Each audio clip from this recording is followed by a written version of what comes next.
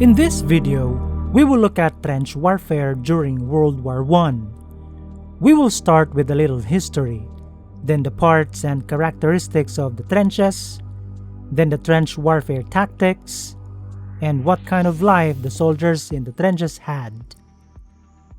At the start of World War I in 1914, both sides, the Franco-British armies on one side and the German armies on the other, thought that their battle would be quick in the vast area called the Western Front, which was under the control of Germany back then. It covers a 700-kilometer area from the coast of Belgium, through France, and up to the Swiss border. But because the strength of both sides was equal, there was a stalemate. That is, no one on either side was able to advance. Because of the more powerful and long-range weapons, such as cannons and machine guns, it was very dangerous for soldiers to continue fighting without proper protection. And the only way to avoid such powerful weapons was to dig trenches. At first, both sides dug only shallow trenches, but later on, they made some changes in the trenches due to their experiences. In fact, with the desire of both sides to outflank the other, the trenches they made at the start extended to the North Sea, and this event was called the Race to the Sea. Now, let's look at the trenches. The fully developed trenches were 2.5 meters deep, so soldiers could walk straight without being seen by the enemy. The width of a trench is only 1 to 2 meters to reduce blast damage when there is artillery fire. It has different parts such as this parapet, which is made up of sandbags. It serves as protection for soldiers against bullets from the enemy. These sandbags have loopholes for soldiers to target the enemy approaching or in the opposite trench. These sandbags in the back are called parados. This serves as protection against friendly fires because there are also soldiers sometimes positioned in the back, and it is also a protection against the bullet shells that may be thrown towards the front where the other soldiers are. Because the trench is deep, it needs a fire step where the soldiers can step to reach the firing spot. Here, in this hole are placed the ammunition and other war equipment. In the lower part, these duckboards are placed so that the trench has proper drainage, but not all parts of the trench have these because others are damaged every time the enemy attacks with artillery fire, causing the soldiers to be forced to descend in muddy trenches and very dirty water. Now, the trenches built on the Western Front have 3 lines. Just a point of reference, the enemy's trench is here. The front line is called the main fire trench, the defense and jumping off point for attacking the enemy. There are shallow dugouts here like this, but are only meant for the wounded in battle before they are taken to the back of the front line. At the back of the front line is the support trench, the second line of defense. Deeper dugouts such as this one for officers and soldiers to rest can also be found here. The British dugouts were 2.5 meters to 5 meters deep. For the Germans, the minimum depth of dugout is 4 meters. The Germans' dugouts, especially those for officers, used reinforced concrete to make it shell-proof. Then, behind the support trench is the reserve trench where the soldiers are ready as backup. This is also where soldiers from the front line go after a routine cycle. And what connects the trenches is called communication trenches. This is the SAPs or SAP trench, which is shallower than the main trenches. It is located from the main fire trench and extends to a part of no man's land. This is a place to scout the enemy, to throw grenades, and also fire a machine gun. Both sides have different ways of spying on each other. They use this periscope, which is a device where they can see their enemies without being exposed, and even if they are just in the trenches. They also made this artificial tree that looks exactly like the replaced tree. Here, they can scout freely. A soldier is stationed at the top, scouting the enemy, and at the bottom, a soldier is stationed with a telephone to inform others of what they see. On the side of the trenches, telephone lines are placed, but sometimes they get destroyed when there is an attack, so the so-called runners are also necessary. They are the brave soldiers who will withstand bullets and artillery fires of the enemy just to deliver the message from one post to the other. As we can see, the trenches are not straight but zigzagged. They did this on purpose to avoid enfilade, where the enemy can fire in a long straight line, causing many casualties. It also reduces the severe impact of blast and shrapnel whenever there is artillery fire. Talking about artillery fires, this is where the artilleries are placed. It has a distance of 6 to 10 kilometers or more from the front line, depending on the capacity of the artillery cannon. This is no man's land. This is a place in the middle of two opposing trenches. Its width varies depending on the distance between the opposing trenches. The distance between the opposing trenches is estimated to be at 15 meters to more than 300 meters. Here in no man's land, there are scattered barbed wires with many large sharpened sticks. There are openings for soldiers to pass through when they attack the enemy trench.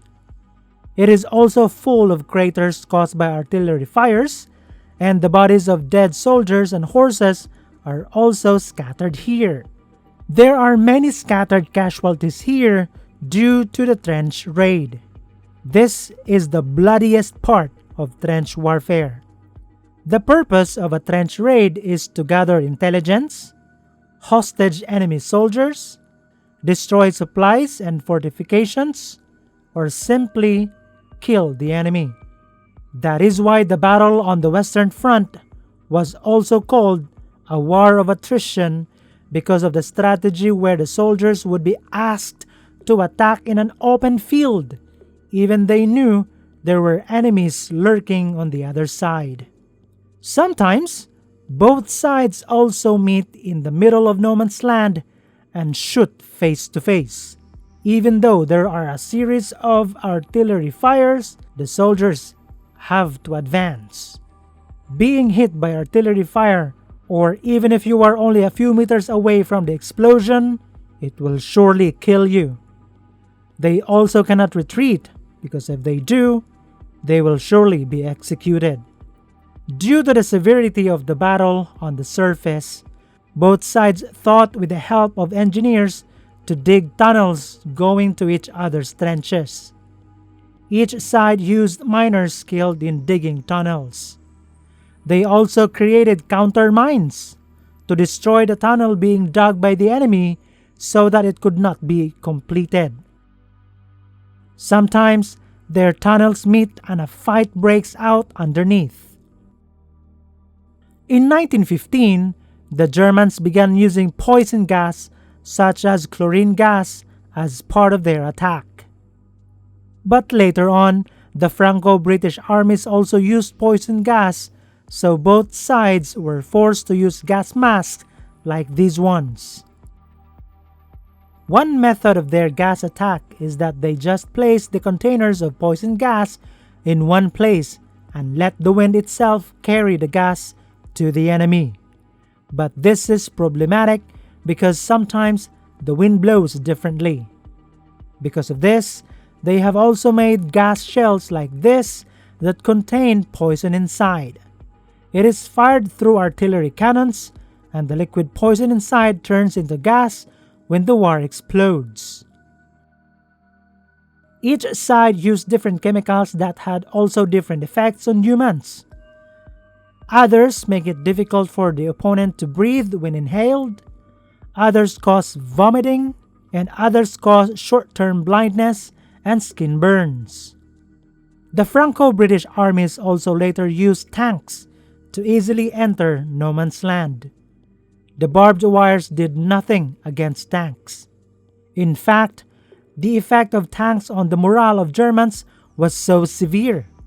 When they first saw the tanks, they were really surprised, and the others even ran away in fear.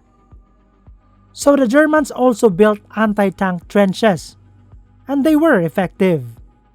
But when 1918 came, the capabilities of tanks improved even more, causing the stalemate to break. Now, the life of the soldiers in the trenches was very difficult.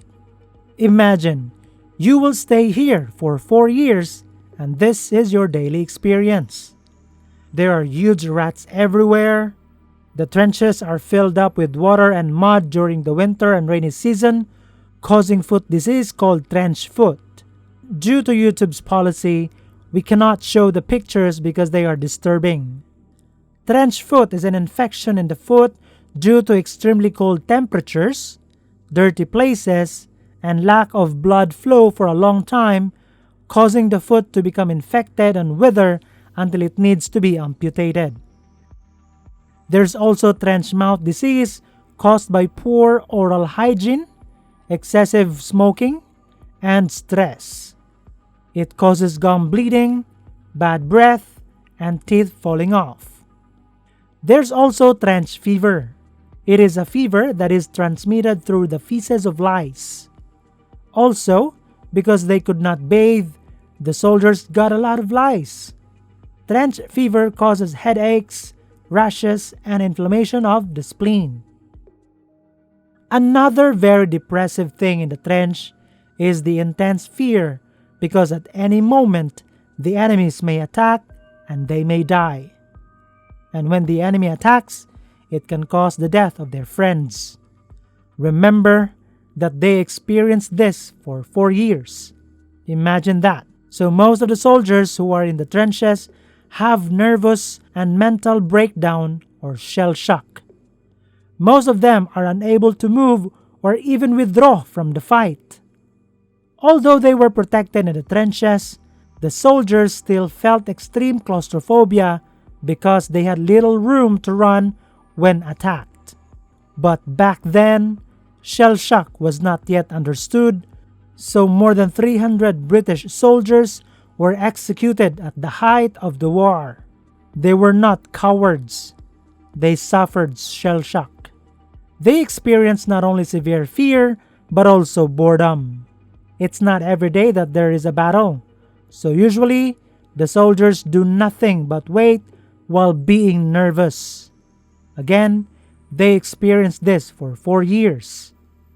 When there is nothing to do, others read, write letters, and others just sleep. Others make trench arts such as ashtrays, mugs, vases, and so on.